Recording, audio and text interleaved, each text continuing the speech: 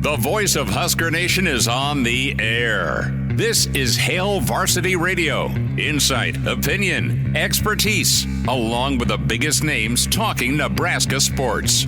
Join in with the show at 402-489-1240 or 1-800-825-5865. Now, here are your hosts, Chris Schmidt and Elijah Herbel. Hey, it's an impromptu Hail Varsity Radio. We're courtside here at Pinnacle Bank Arena. Chris Schmidt, the Hall of Fame coach Jeff Smith. I have not let him go anywhere. Elijah Herbel's back at our KFOR studios as it is an impromptu, typical March Madness Wednesday show with State Tournament Action Coach and Elijah. And we'll take a breath. We'll talk a little sports for an hour.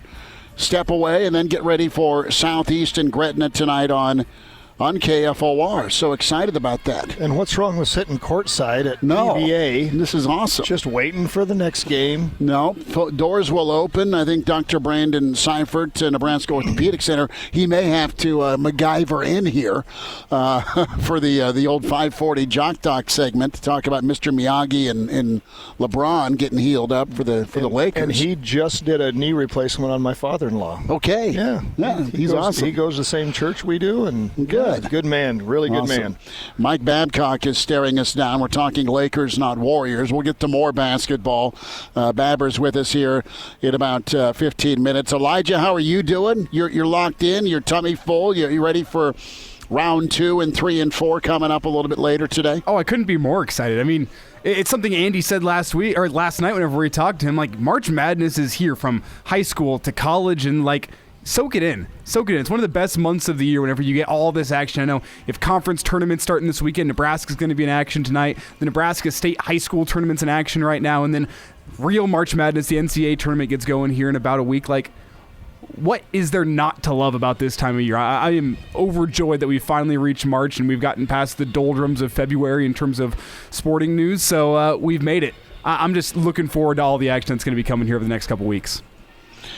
We have a lot to get into. Just to recap, if you're joining us here on KFOR, and a lot of our Hail Varsity affiliates are busy, right? Husker Baseball just wrapping up a little bit ago, a big-time win in 7 over Northern Colorado. Our friends out in Kearney and Hastings and Grand Island are covering their region teams. Also, Newstalk 900 Columbus covering their region teams. So we are hunkered down.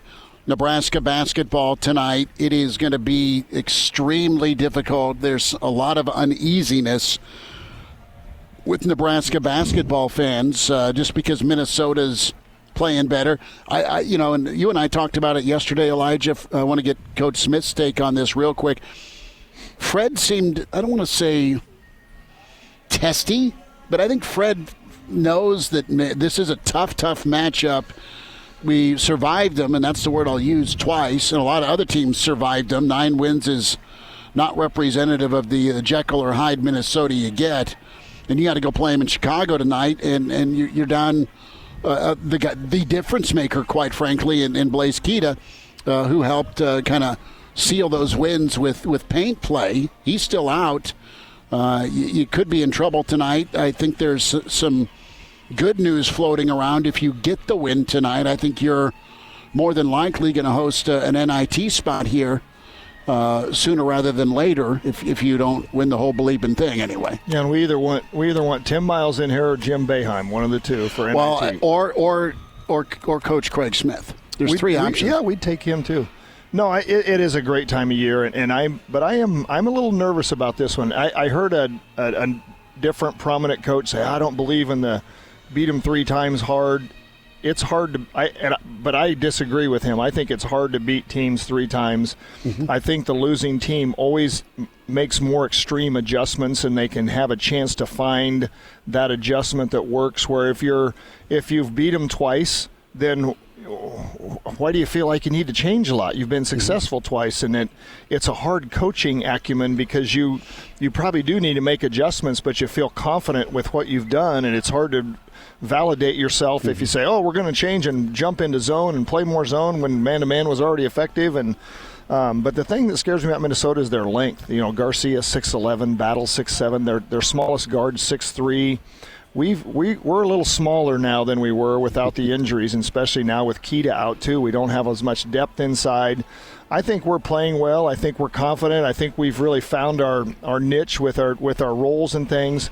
But it's still a small margin of error for Nebraska. The guys that are on the floor have to play well. Those few bench guys, Sammy Hoiberg, he has to come in and play well and contribute. And so you just, you never know when you're going to have that one. And right now that one means it's over, and we're hoping for postseason play no matter what happens. But I'm a believer in if you're 500, you got a chance to play in the NIT. But this one's a little, when you're the favorite, it's a little nerve-wracking going into these tournaments. And when you look at that game tonight, I have a reason for optimism and a reason for concern. The optimism, and let's start there because I'm always an optimistic guy, is that Nebraska, realistically, has been playing very, very good basketball. As you mentioned, Coach Smith, they've already gotten this Minnesota team twice, and they did it both in close fashion. It's not like they got down this stretch and you blew this team out, you got to clear the bench. Like, you had to play them hard, and Nebraska rose up to the adversity of playing this team tight, and they did get 2 wins. I think that's reason for encouragement. At the end of the day, with those first 2 games, your talent went and out-talented their talent, and if you can play up to your potential, I think you should get the win. Why there is concern, though, is this Minnesota team had a very, very tough stretch at the end of the season, and they rose to that adversity. They were playing some of their best basketball at the end of the year, and if you watch them, they did not look like a team that only had 2 wins in the conference this year at the end of the year. They played Nebraska close. They went and beat a good Rutgers team this year, 75-74, and they finished it with a close loss to Wisconsin, 71-67. And that's been the hallmark of this Minnesota team all year long in the conference slate. They've been playing teams close, and they've just been falling at the end of those games. And after already playing Nebraska close twice, that might be confidence building for Minnesota, saying we almost got this team twice. We're playing better basketball than we were back whenever we played this team for the first 2 times. Let's go and surprise in the Big Ten tournament. It's hard to beat a team 3 times, and we'll see. But again, Nebraska has done really well in close games this season, especially down the stretch of games. They've done really, really well, with the exception within the past month and a half being that Michigan State game. Can they rise to that adversity? Because this thing's going to be a close game with 5 to 10 minutes left on the clock. Yeah, and the thing you rely on is your defense, and that's the good thing about Nebraska this year is their defense has been really consistent, and that's part of the reason they're winning close games. That's part of the reason they're hanging around with the really good teams and having a chance at the end of some of those like Purdue, because they can hang in there defensively and consistently get stops and make it difficult for teams to score. But we do have to rebound against this team. We do have to take care of the ball against this team. If we do those things, I think our defense will help us win this game and win. But this is one of those where it's kind of like a district game when you kind of have a tough draw on that first one.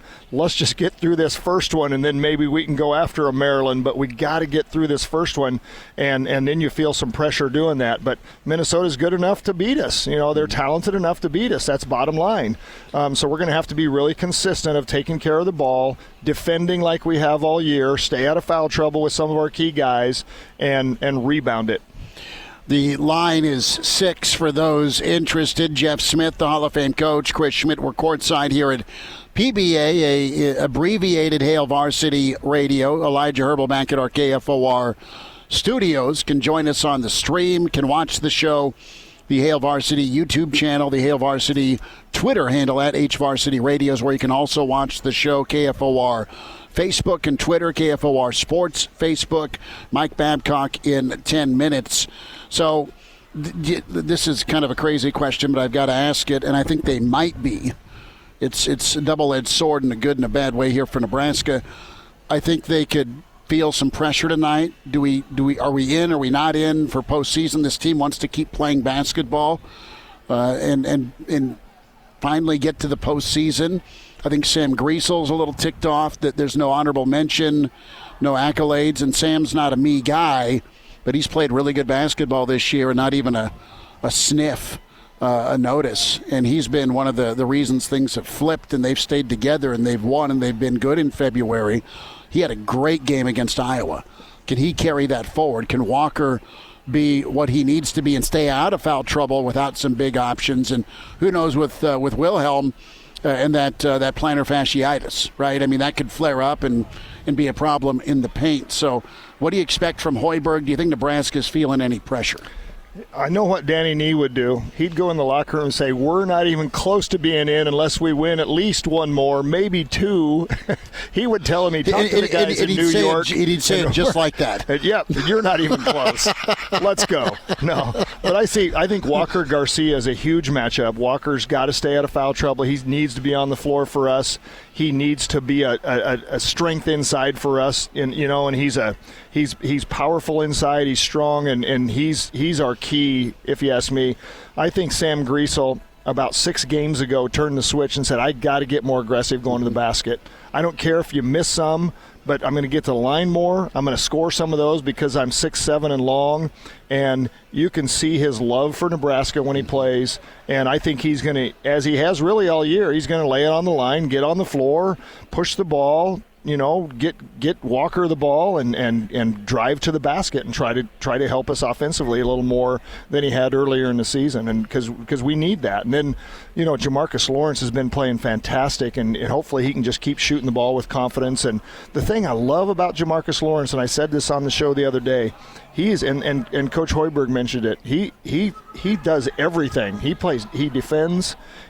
He can handle the ball well. I think he's a really good combo guard. Now he's shooting it with confidence. Good, just really complete player as a freshman that's just seemed to get, and he's not a freshman anymore, but better and better throughout the year.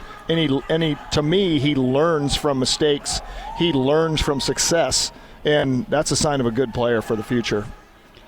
I want to ask you, Coach, about the Jimmy Boeheim legacy and rep. I know he played for a lot of championships. I know he won one in kind of a fluke 4-seed year where with Carmelo Anthony, who was incredible, but he beat like the unbeatable Kansas team. He did that and further frustrated Jayhawk fans. Billy Owens, Lawrence Moten. Who else am I missing? Number one, Derek Coleman. Derek Coleman, yeah. I mean, Derek Coleman. Yeah, the orange. The orange was awesome. Yeah. Hakeem Christmas is the guy I remember being the 6'9", just behemoth with that wingspan. And I loved the 03 team with McNamara, so I can just rattle off former Syracuse. And I always loved watching Georgetown and Syracuse hammer each other. The only league was the Big East that gave 6 fouls. They'd hammer each other the Sunday before Selection Sunday. Yeah. It was always Georgetown, Syracuse, and Boeheim or John Thompson. Big John one of them would get launched, undoubtedly. What's the word on Boeheim in that coaching fraternity? Respected, liked, disliked, or maybe all of the above, depends who you ask. Well, definitely respected, and the coaches respect him because he knew what he wanted to do. He said, I'm going to be a zone guy. I'm going to recruit length, and we're going to stick to it thick or thin. We're going to be different to play. Because like option football? Right, exactly. We're going to play a big zone with length, and we're going to make you shoot it over us a little bit. We're going to get into passing lanes sometime and play it some different ways, but we're going to be in a 2-3 zone, and you're just going to have to beat us in our zone. And then, anybody with that kind of longevity, that successive longevity like he's had, is obviously that's part of the respect too. But I know coaches that have gone to Syracuse to meet with Coach Boeheim about the 2-3 zone and learn more about how he plays it. I know they had him on the Olympic staff because they were going to see zone in the Olympic Games, and he made a big difference helping them solve some zones because he plays it so much and he knows what hurts it. So, a lot of respect. And, he knew how he wanted to play. He was comfortable playing that way, and he was very successful. They made some other good runs in the NCAA tournament, too, besides the year they won it, and they were always a factor, and they were just always hard to play because they were so different. Well, I remember as a kid, the Ronnie Cycli team that just got nipped by Indiana in the championship game, the smart pull-up jumper in '87. Yeah. So he was right there, and watching that moving day that always happened in the Big East, the rising and falling of the Big East, where it was Georgetown and then it was Syracuse, and then it was Georgetown again, and then it was Syracuse, and then UConn was phenomenal with their championship runs, and Jim Calhoun and all those guys, to get him in a room and to see him like scream at each other was quite entertaining. Yeah, because they all tolerated one another. Very few, and PJ Carlesimo with Seton Hall. I loved watching his teams before he went to the pros, and So, yeah, some childhood fun there, and Boeheim's one of those guys where you just like, as a kid, you're like, how many times has that guy been punched in the face? But he recruited incredibly well. I mean, you look at the number 1 picks overall that he got, and he had guys stick and stay, and Syracuse was great. I mean, this is unfair, but because winning's hard. But Syracuse is one of those programs you're like, that's all they have? They only have 1 championship? Yeah, you're right. Well, as much as they've won, you would think maybe they had a couple more. But they were fun to watch, and like I said, they had dudes. They definitely had dudes. Yeah, and you're kind of surprised because a lot of those guys might think, well, if I want to go to the NBA, I don't want to sit in a zone all the time. Where am I going to learn? But it didn't seem to matter to them. They played it and played it well, and those guys were still successful in the NBA. So great job of recruiting, and you're right, that old Big East was fun, though. You know, we played UConn in the NCAA tournament they played hard, and they were athletic as heck, and got us pretty good on that one. What I used to love about Jim Boeheim, just quickly here before we have to get out, is it felt like once every year or two, someone would get to March, they'd play against Syracuse, and they'd just look like they forgot how to play offense against that 2-3 zone. Yeah. Just like every once in a while, you just get that one team that put up like 40 points total in the game, and you go, what the hell happened? And it was the 2-3 defense. And Syracuse scored 51, and they were good. And you couldn't simulate their zone in practice. You didn't have guys that could simulate that with. Quick timeout. Hail Varsity continues courtside at PBA. Mike Babcock on the way. And now, back to Hail Varsity Radio. Thanks for spending time. It's Hail Varsity Courtside Impromptu Edition. Wednesday here at Pinnacle Bank Arena. Chris Schmidt, Elijah Herbel, the Hall of Fame coach is Jeff Smith. I think you are smelling that pizza. I saw somebody with a piece of that Val's at my half. You are going to make a run for it. Again, he is here on his own free will as we await Gretna and Southeast tonight. The Hall of Fame writer, historian, author, Mike Babcock with us as the warm-up session begins here for Millard North and Elkhorn South. Babbers, how we doing? Are you staying warm? Are you hunkered in? Kind of a gloomy-looking day outside. A little football weather with us today.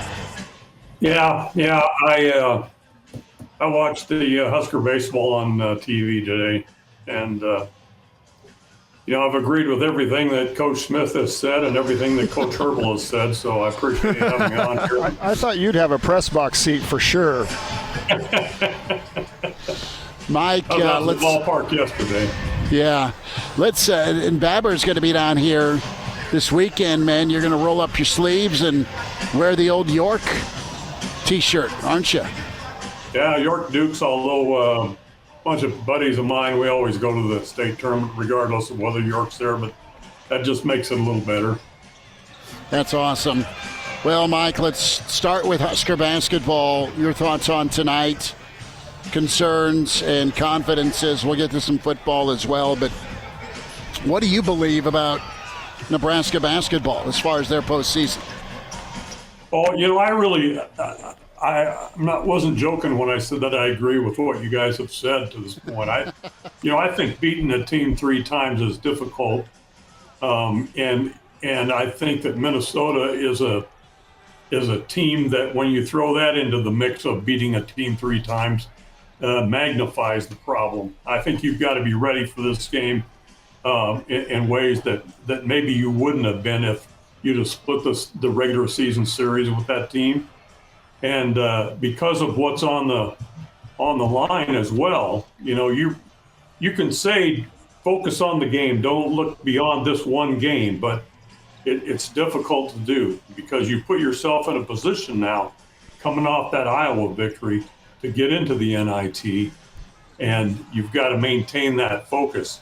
And I think sometimes there's the potential to sort of lose that focus when you have a victory like you did against Iowa.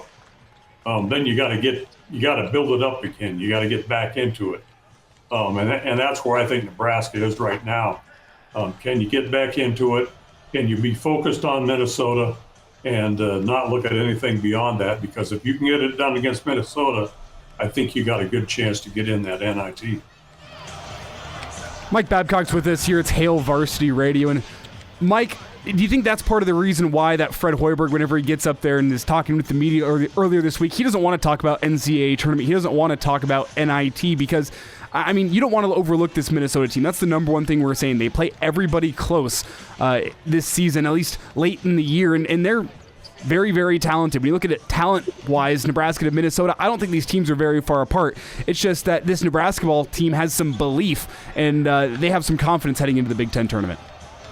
Yeah, I think they do, and it's not just Nebraska and Minnesota. I think there's just a lump of teams in the Big Ten that are very much similar, and I think that Nebraska found that out as the season went along. The Huskers played much better as they got down the stretch there, and fit into that mix. Came close to be in a position where they could have been 10-10 in the conference. So, a good Minnesota team. A good Nebraska team, a gritty Nebraska team, and let's see what happens tonight and move forward. And the good thing is, if you get in the NIT, Nebraska's ability to put people in the arena is a factor early on in that NIT. That's how they, that's part of the reason that they'd like to have Nebraska in there, I think, is because you're going to have some fans come to an NIT game if it's in Lincoln. So you have that potential as well. So there's just a lot on the line tonight, and I hope the Huskers are up to playing the way they can. And as we always talk, think about the guys that aren't playing. There's 3 guys there that you're not going to be able to have on the court. Think what that team would be, but you can't be thinking like that when you're on the court tonight. Mike, you get to pick and grant Nebraska access to the NIT in a home game for the NIT. Do you take Villanova coming to town? Do you pick Tim Miles and San Jose State coming to town? Do you pick Utah and Craig Smith coming to town? Well, I probably would pick Tim Miles. I think that would definitely raise the interest and fill the arena. But what I've seen, the projection is maybe Villanova is the likely first round. Maybe that's what we should say. Villanova in the first round, and then one game at a time, but move along, and Tim Miles in the second round. How about that? Going to ask Coach Smith this. How do you think that would go over? I mean, Tim's not worried about it. He just got named Coach of the Year in the Mountain, which is awesome.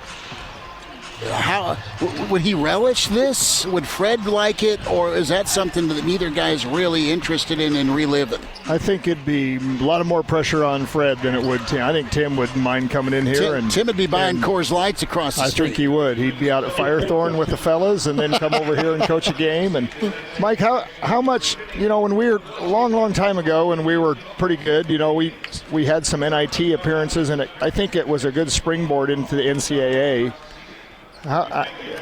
To all of you, how crucial is this that Nebraska gets in any postseason? I don't care if it's CIT, any postseason this year. I'll go first. It is critical because they have flipped the script. There's belief, there's appreciation, there's, dare I say, some joy with basketball because this is, as Cousin Eddie would say, a real nice surprise based on what was supposed to be versus what is.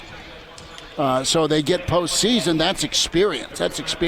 And that's some validation that, of Fred getting it going in the right direction, first of all.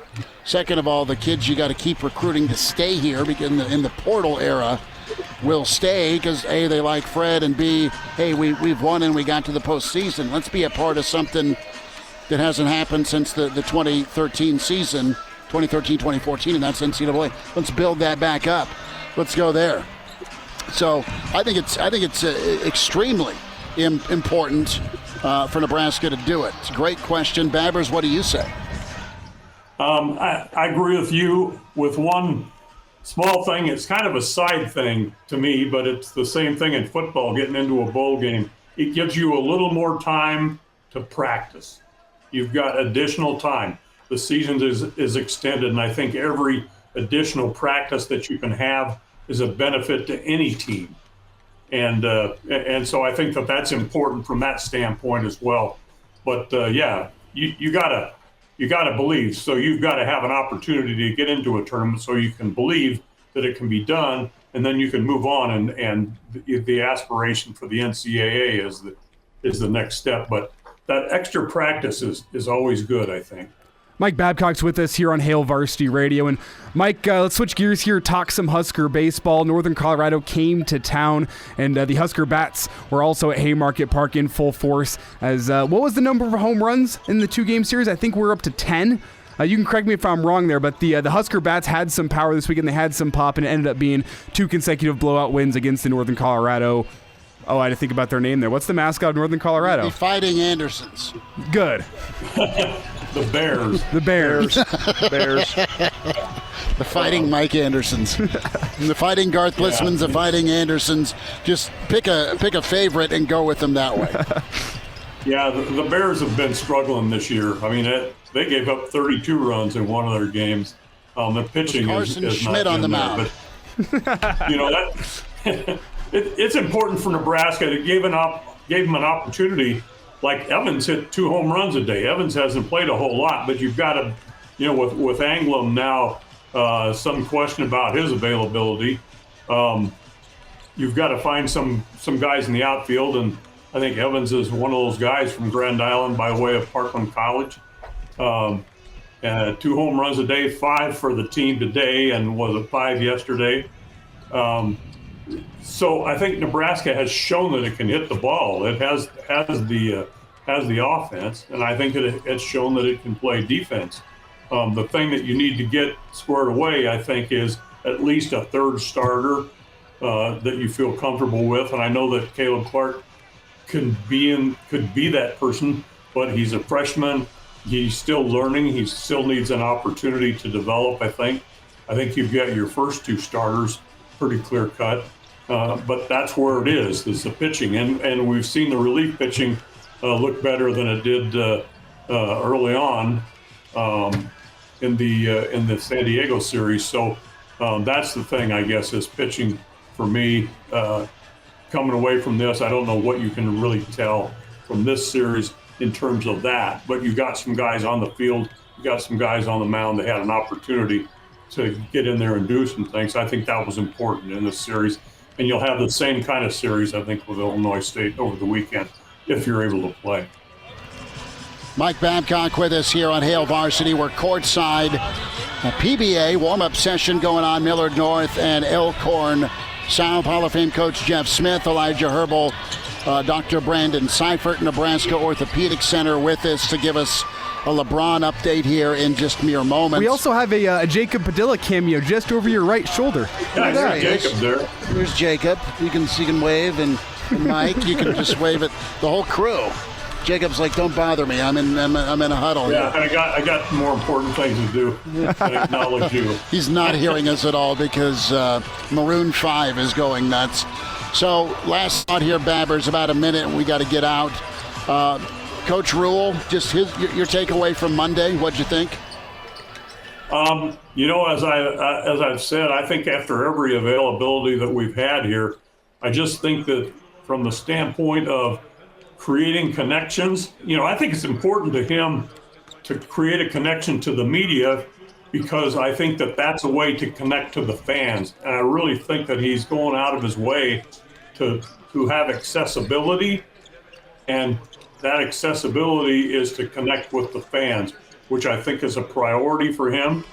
Obviously, most coaches it would be, but I think he's going all in on that kind of a thing. I was really impressed with the 2 players that he had there. I thought they were very articulate and represented the program well. So I just think that it's connections, with the players as people as well as players. I think that's important, and I think he emphasizes that. And I believe it's not just a show. I think it's really happening. And he did talk to the basketball team, so we'll see what his motivational talent is. Yeah, the first wrong move is if they don't win tonight, That's you his fault, jinxed isn't them. Mike Babcock with us. Find Mike on Twitter at MDBabs on Twitter. Mike, thanks for jumping on with us in the shortened show today. Always love talking ball with you, bud. Hey, thanks for having me, guys. There he is, Mike Babcock. Quick reminder to get buckled up, hands on the wheel, eyes and mind straight ahead. The driver, one job, that's to drive. A message from the Nebraska Department of Highway Safety Office. Dr. Brandon Seifert on the way with Nebraska Orthopedic next. And now, back to Hail Varsity Radio. Back with you, we're courtside. It's Hail Varsity Radio, a road show. Pinnacle Bank Arena, state basketball here, and he's done so much work as a trainer and, of course, doctor with Nebraska Orthopedic. Dr. Brandon Seifert with us. We've got him courtside as he is saying hi to the folks streaming back with the Hail Varsity YouTube channel and then Hail Varsity Radio Twitter. You see Elijah rocking the flannel. This is wonderful. We need to get some of these. I love it. And let's talk about King James, not the book. Character about the Basketball Hall of Famer that broke Kareem's record, that's been in a walking boot, that has a right foot injury. Dr. Brandon Seifert, how about Ron? I mean, that's February 26th. We're already into March, and it's now or never for the Lake Show. Absolutely. So, the hard part about a lot of these injuries is trying to figure out exactly what they have going on. They've talked a lot about a ligament injury for him, some type of tendonitis / ligamentous sprain. Likely what this is a tenosynovitis, which is essentially an inflammation of one of the tendons, which, again, they're being a little cryptic about which of those it is. We can speculate a little bit on which one of those it would be. My suspicions would be probably something maybe like a plantar fasciitis, which is where that large fascial structure attaches to the bottom of the heel. Pretty common, kind of that sharp stabbing pain in the bottom of the foot in the morning is what that sounds like or feels like. That would be an option, especially for all the jumping he does. Other things that could be in play here would be something like a peroneus brevis. That would be a tendon that comes on the back side of the ankle on the outside of the ball portion there called the malleolus and hooks into the bottom of that fifth metatarsal, which is that outside bony prominence in the foot. Those would be two pretty common areas we would see this. You could even have some bursitis kind of underneath that great toe, almost kind of like as opposed to a turf toe, even an inflammation of that area, not truly a turf toe, but more tendonitis of the area. So definitely a lot of areas this could be. Fortunately for him, they've kind of put him on that non-operative pathway, so we're thinking this is something that's not a super high-grade tear. It's just a matter of how long do we do comfort cares before we get him back on the court. Well, Dr. Brandon, if you don't mind me jumping in here, Schmidty, go for it. I just look at the Lakers this year. They're currently sitting in 9th in the Western Conference. That's good for a play-in spot in the West, but I don't think any Laker fan is going to be happy being in a play-in spot in the Western Conference. That's just not how that team is built. So how big of an issue do you think this could be down the stretch of an NBA season? I think we're around 20 games left this year, and this isn't the time to be getting a lingering injury that could affect your playoff chances. Yeah, that's a great question, Elijah. As you start to look at all the intangibles here, that's the things that people are talking about is what are you thinking here in terms of return to play? Do you push him hard through this to try to maybe bring yourself up out of that play-in spot? But in the process of doing so, you really kind of hurt yourself and take yourself out of probably a deeper playoff run, depending on how severe this is. I think they're probably playing the cards of, hey, we're going to do the play-in spot. We're going to have him rested up. Then as soon as he hits the court, we're thinking we've got a pretty good ball club, and he's going to be ready to go deep in the playoffs. I would assume that's probably their mindset at this point.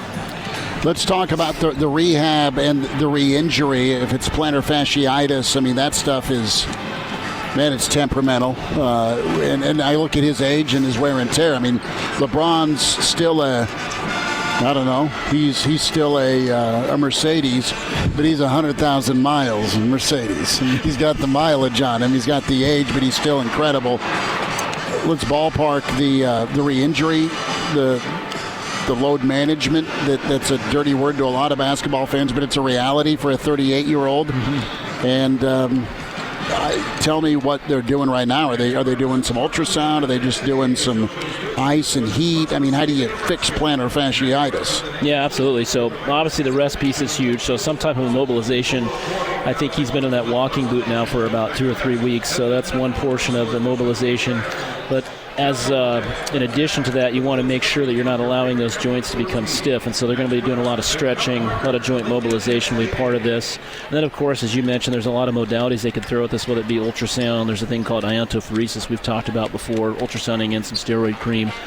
He's even one of those guys you start thinking about doing some fancy stuff with, like some stem cell injections we've talked about, even maybe utilizing some PRP. We've talked about that before, drawing somebody's blood out, spinning it down in a centrifuge, and taking those top layers off that have those really great healing factors, platelet-derived growth factor being one of those. And so those are some things they're probably talking about with him.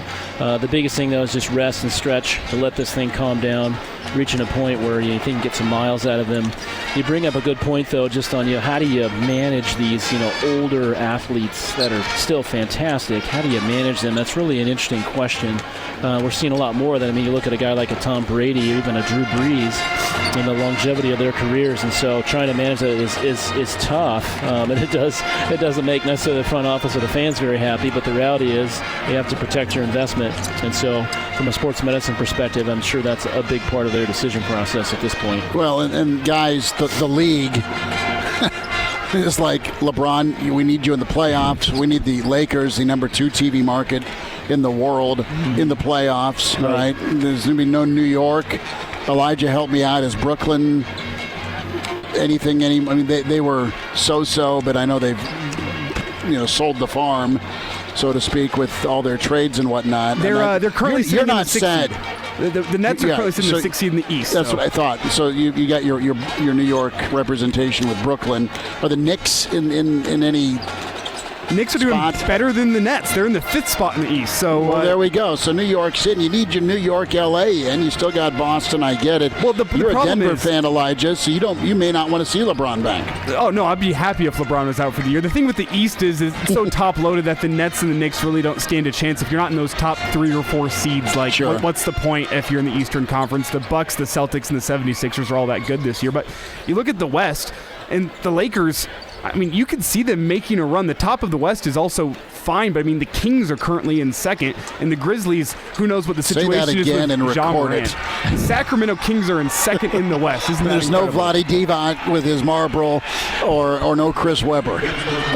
But, Dr. Brandon, whenever you're looking at LeBron in there. I love Vlade. You look at the investment in older athlete. Is there any way to protect LeBron once he's back on the court? If you're the Lakers and that Lakers front office, is there anything that can be done for pain management and keeping him healthy once he does get back on the court a little later in the year?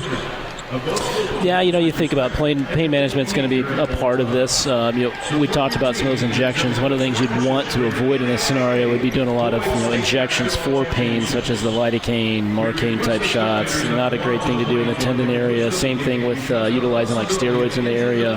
You really worry about that with somebody his age and the wear on his tendons. That could be kind of recipe for rupture. So pain management with some obviously anti-inflammatory creams, anti-inflammatory pills in general would be where you want to kind of keep this. Dr. Brandon Seifert with us, Nebraska Orthopedic Center. He's courtside with us, a live Jock Doc here at PBA as we get ready for the night session here. Millard North and Elkhorn South. Old Noonan's going to be firing from 3 shortly here for the Storm. The Mustangs going for a 3-peat. Dr. Brandon, this was awesome, man. Thanks for sneaking in. Courtside. You bet, this guys. was good. Appreciate you for coming in. Appreciate it. All right, good to see Elijah Herbel counting us down. Good to see Dr. Brandon Seifert. A quick timeout. We'll wind down a impromptu Hail Varsity. We're presented by Currency. And now, back to Hail Varsity Radio. One final time here at PBA courtside. It's Hail Varsity Radio, a slimmed down version as Elkhorn South out for warm-ups, Millard North ready to go. Chris Schmidt, Elijah Herbel, the Hall of Fame coach, Jeff Smith. We're back here on KFOR, 7:35, 7:40-ish for the nightcap with Lincoln Southeast and Gretna tonight. Right now you have Ohio State whacking Wisconsin at 16-7. Jimmy Boeheim, of course, bounced out, and as he put it, it's up to the university. Well, they said happy retirement, Jimbo. And after 47 years, Nebraska favored by 6 tonight against Minnesota. And you are excited about high school hoops tonight and, of course, Southeast tonight. I also wanted to say quick RIP Andre Smith. He was a really good player for Nebraska, late 70s, I believe, early 80s. And I played some summer league games against him and stuff. Big, quiet guy that awesome ball was player. A really solid basketball Honorable mention player. All-American. Yep, and all Big 8. And so too young to be passing away, darn it. But that is too bad. For Nebraska Basketball Nation, we want to say R.I.P. Andre, and thank you for all you did. Needs to be up here with it really does. It really could be. And the Hoppins. Thanks for all he did. The Lances and the Lewis. Yeah, he was a good post, and that was back when we threw it inside a lot, and he could do a lot with it, and he was a good defender. And I'll never forget, he was the one that waved bye-bye to the ball after he made a free throw. He would hold his follow-through and wave bye-bye to the ball. So Andre Smith, R.I.P. That is so good. Yeah. We have to rise here, Elijah, for the national anthem, so I'll let you do a quick scoreboard here, bud. And we'll step away here for a moment here as Hail Varsity Radio live here at PBA. But we are going to pause for the national anthem here on KFOR. Well, this is the beauty of live radio here. I wasn't expecting to have to fill this portion of the segment. Only about 2 minutes left in the show, and as they get the national anthem, just a quick reminder, this condensed show will be available in podcast form shortly following our conclusion here in about 2 minutes. I'll work hard to get that posted up on all the major podcast platforms. That includes Spotify, Google Play, Amazon Music, and Apple Podcasts as well. You can also catch this full show on YouTube. We'll cut out the commercial breaks for you, and you can catch that on YouTube, the full about 40 minutes that we went here this hour. We talked Husker basketball as they take on Minnesota tonight. We talked Husker baseball. Mike Babcock joined us to talk both of those segments. We also had a Jock Doc segment with Dr. Brandon Seifert as Schmidty and the coach Jeff Smith down at Pinnacle Bank Arena. Coming up tomorrow, we're going to have Evan Bland on the show. We rescheduled him from his usual Wednesday spot, so we're going to talk some Husker baseball tomorrow with Evan. We'll also get an appearance with Gary Barnett, longtime coach Colorado and Northwestern, as he joins us for his usual Thursday spot. And we'll also have Brandon Vogel joining us tomorrow, 4:25 is whenever we'll talk to Vogues, as we can't wait for that Thursday action. Again, your reminder tonight, locally here on KFOR, we'll have Lincoln Southeast and Gretna. That one should be a good one coming your way at about 7:45, and until then I have to fight the battle with Taco Bell. I'm hungry. I have some nuts here in the studio. The Taco Bell doesn't fit my diet, but having a little layoff here between things, I'm going to have to fight that urge. She'll get me some spicy potato soft tacos. We are going to go crush pizza here in a moment. We'll be back at 7:45 for Gretna and Southeast here, high school basketball coverage on KFOR, KFORnow.com. The Hall of Fame coach Jeff Smith, Schmidt and Elijah Herbel. And should be an awesome time for basketball. Nebraska in action tonight. Rosie's. We want to see you down at Rosie's. Come on down for the state tournament all weekend. Enjoy it. We're at Rosie's, 10th and P tomorrow, 4 to 6. Also Friday, 4 to 6. Another road show. Coach Smith, thanks again. You bet. Thanks for having me. Appreciate you, brother. We'll be back here closer to 8 with state Class A basketball on KFOR.